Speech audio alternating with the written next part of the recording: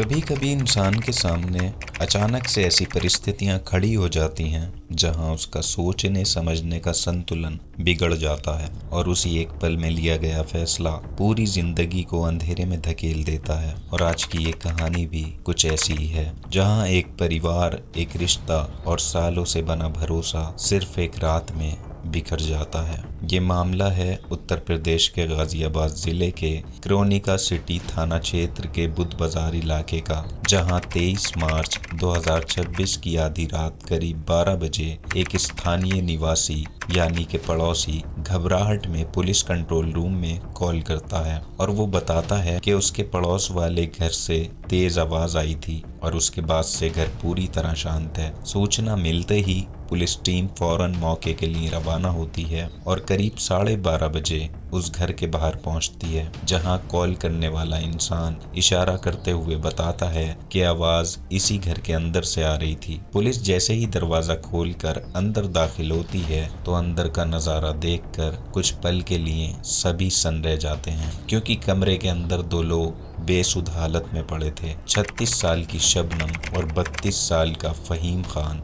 दोनों अलग अलग जगह पर थे और माहौल साफ बता रहा था कि यहाँ कोई बड़ी घटना घटी है। कमरे में बिखराव था, हालात सामान्य नहीं थे और सबसे हैरानी की बात ये थी कि घर का मालिक 38 वर्षीय राशिद खान वहां पर मौजूद नहीं था और ना ही उसके 7 बच्चे घर में दिखाई दे रहे थे। राशिद पेशे से लकड़ी बल्ली का काम किया करता था और आसपास के इलाके में जाना पहचाना चेहरा था। पुलिस फौरन पूरे घर की तलाशी लेती है, लेकिन मौके से कोई भी सबूत नहीं मिलता। इसके बाद दोनों घायलों को अस्पताल भेजा जाता है और आगे की कानूनी प्रक्रिया शुरू की जाती है। धीरे धीरे ये खबर पूरे मोहल्ले में फैल जाती है, लोग इकट्ठा होने लगते हैं और माहौल भारी हो जाता है। इसी बीच पास के एक घर में मौजूद राशिद के बच्चे जब ये सुनते हैं कि उनकी माँ अब इस दुनिया में नहीं रही है तो उनका रो रो कर बुरा हाल हो जाता है। ये नज़ारा देखकर वहाँ खड़े लोगों की आंखें भी नम हो जाती हैं और हर कोई यही सोचने पर मजबूर हो जाता है कि इन मासूम बच्चों की क्या खता है। उधर पुलिस लगातार राशिद से संपर्क करने की कोशिश करती है, लेकिन उसका फोन बंद मिलता है, जिससे मामला और संदिग्ध हो जाता है। करीब 2 घंटे बाद राशिद का बड़ा बेटा रेहान अपनी पत्नी के साथ मौके पर पहुंचता है और पुलिस उससे पूछताछ शुरू करती है। शुरुआत में वो बेहद घबराया हुआ था, लेकिन टूटे हुए अल्फाजों में वो एक ऐसा बयान दे देता है जिससे पूरे केस की दिशा बदल जाती है। वो साफ तौर पर कहता है कि उसे पूरा यकीन है कि ये काम उसके बाप राशिद ने ही किया है। पुलिस हैरान रह जाती है और जब उससे वजह पूछी जाती है तब वो बताता है कि उसी रात करीब 4 बजे उसके पिता राशिद उससे मिलने अशोक विहार पहुंचे थे, जहां वो अपनी पत्नी के साथ ठहरा हुआ था और उन्होंने कहा था कि उन्होंने एक बड़ा कदम उठा लिया है और अब घर की पूरी जिम्मेदारी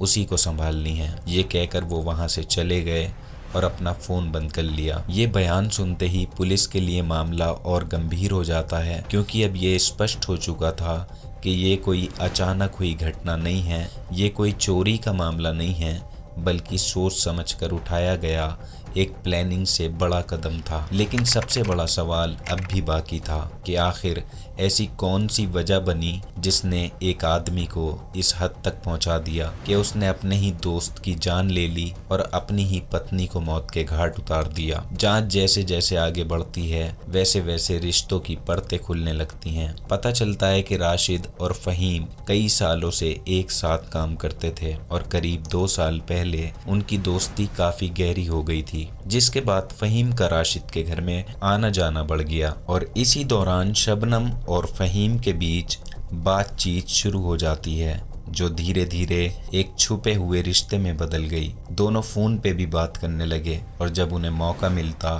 तब वो मिलने भी लगे और ये सिलसिला लंबे वक्त तक बिना किसी को शक हुए चलता रहा। लेकिन करीब 2 महीने पहले एक रात ऐसा मोड़ आया जिसने सब कुछ बदल दिया। उस रात राशिद अचानक से अपने घर पे लौटता है और अपने ही घर में वो ऐसा नज़ारा देख लेता है जिससे उसका भरोसा पूरी तरह टूट जाता है। वो अपनी पत्नी शबनम और अपने दोस्त फ़हीम को एक साथ एक कमरे में देख लेता है। उसी पल से उसके अंदर गुस्सा, अपमान और शक एक ऐसा तूफान लेकर उठता है जो धीरे धीरे एक खतरनाक सोच में बदलने लगता है। और यहीं से शुरू होती है उस फैसले की कहानी जिसने आगे चलकर एक पूरे परिवार की किस्मत बदल दी। उस रात के बाद से राशिद की सोच पूरी तरह बदल चुकी थी। उसके सामने जो सच आया था उसने उसके अंदर भरोसे की जगह गुस्सा और अपमान भर दिया था। हालांकि उस समय उसने खुद को संभालते हुए कोई जल्दबाजी नहीं की, बल्कि अपनी पत्नी को समझाने की कोशिश की और उसे चेतावनी दी कि अगर अब आगे ये सब दोहराया गया तो हालात काबू से बाहर हो सकते हैं। लेकिन शबनम पे इन बातों का कोई असर नहीं पड़ा और वो अपनी जिद पर अड़ी रही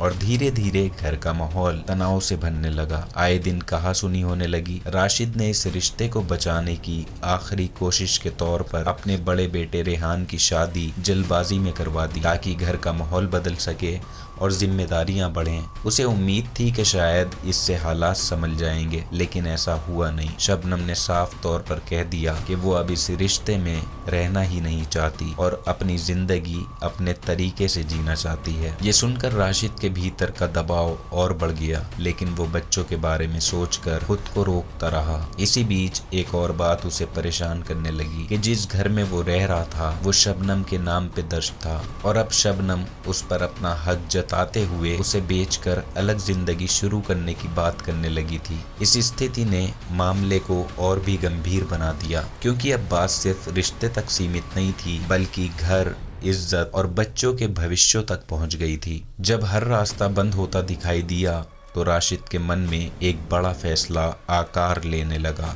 उसने ठान लिया कि अब वो इस उलझन को हमेशा के लिए खत्म करेगा। उसे इस बात का अंदाजा था कि इसके बाद उसकी अपनी जिंदगी भी बदल जाएगी, लेकिन वो इस सोच के पीछे नहीं हटा और फिर 23 मार्च 2026 का दिन आता है। उसी दिन उसका बड़ा बेटा रेहान अपनी पत्नी के साथ ससुराल चला जाता है। घर में राशिद, शबनम और बाकी छोटे बच्चे होते हैं। राशिद इस मौके को अपने प्लान के लिए सही मानता है। वो पहले अपने सभी बच्चों को किसी बहाने से पड़ोस के घर में भेजता है ताकि घर में कोई रुकावट ना हो। इसके बाद वो फ़हीम को फ़ोन करता है और कहता है कि उसे ज़रूरी बात करनी है और वो घर आकर साथ में खाना खा ले। फ़हीम भी बिना किसी शक के तैयार हो जाता है, क्योंकि वो पहले से ही शबनम से मिलने की इच्छा रखता था। शाम के वक्त वो घर पहुंचता है और तीनों एक कमरे में बैठते हैं। शुरुआत में माहौल नॉर्मल रखने की कोशिश होती है, लेकिन कुछ ही देर में बातचीत उसी पुराने मुद्दे पर आती है। राशिद एक बार फिर दोनों को समझाने की कोशिश करता है कि जो भी हुआ उसे यहीं खत्म कर दिया जाए और सब अपनी अपनी जिंदगी संभाल लें। लेकिन शबनम अपनी बात पर कायम रहती है और साफ शब्दों में कहती है कि वो अब इस रिश्ते में रह ही नहीं सकती। ये सुनते ही राशिद के अंदर जमा हुआ गुस्सा अचानक बाहर फूट पड़ता है। वो अपने पास पहले से रखा हथियार बाहर निकालता है और बिना ज्यादा समय गंवाए फ़हीम पर वार करता है। सब कुछ इतनी तेजी से वो करता है कि किसी को संभलने का मौका ही नहीं मिला। इसके बाद जब शबनम ये देखती है और घबराकर शोर मचाती है तो राशिद उसे भी नहीं छोड़ता। कुछ ही पलों में कमरे का माहौल पूरी तरह शांत हो गया था। घटना के बाद राशिद वहां रुकता नहीं बल्कि सीधे अशोक विहार जाता है, जहां उसका बेटा रेहान मौजूद था। वो उसे पूरी बात बताता है और कहता है कि अब घर की जिम्मेदारी उसी को संभालनी होगी, क्योंकि वो खुद जल्द ही पकड़ा जाएगा। ये कहकर वो वहां से निकल जाता है और अपना फोन स्विच ऑफ कर लेता है। उधर पुलिस लगातार उसकी तलाश करती रही और 2 दिन की खोजबीन के बाद 26 मार्च 2026 को एक सूचना के आधार पर उसे पकड़ लिया जाता है। पूछताछ के दौरान वो बिना किसी दबाव के पूरी घटना स्वीकार करता है और पुलिस को पूरी कहानी भी सुनाता है अपनी पत्नी और अपने दोस्त फ़हीम की, और वो ये बताता है कि उसने ये कदम इसलिए ही उठाया है। इसके बाद पुलिस उसे लेकर उस स्थान पर जाती है जहां उसने हथियार छुपाया था, लेकिन वहां पहुंचते ही वो अचानक भागने की कोशिश करने लगा और पुलिस पे भी हमला करने की कोशिश की। जवाबी कार्यवाही में पुलिस उसे काबू में कर लेती है और आगे की कानूनी प्रक्रिया शुरू होती है। इस पूरी घटना ने एक बार फिर ये दिखा दिया कि जब इंसान भावनाओं के दबाव में आकर फैसला लेता है तो उसका अंजाम कितना खतरनाक हो सकता है। और इसका सबसे बड़ा असर उन मासूम बच्चों पर पड़ा जिनका कोई कसूर नहीं था। आज वो यतीम हो चुके हैं। इस घटना को लेकर आपकी अगर कोई राय हो तो आप नीचे कमेंट सेक्शन में लिख सकते हैं। और अगर आप ट्रू क्राइम सुनना पसंद करते हैं तो आप हमारे चैनल को भी जरूर सब्सक्राइब करें। We meet you soon with new incident. Take care of yourself. जय हिंद।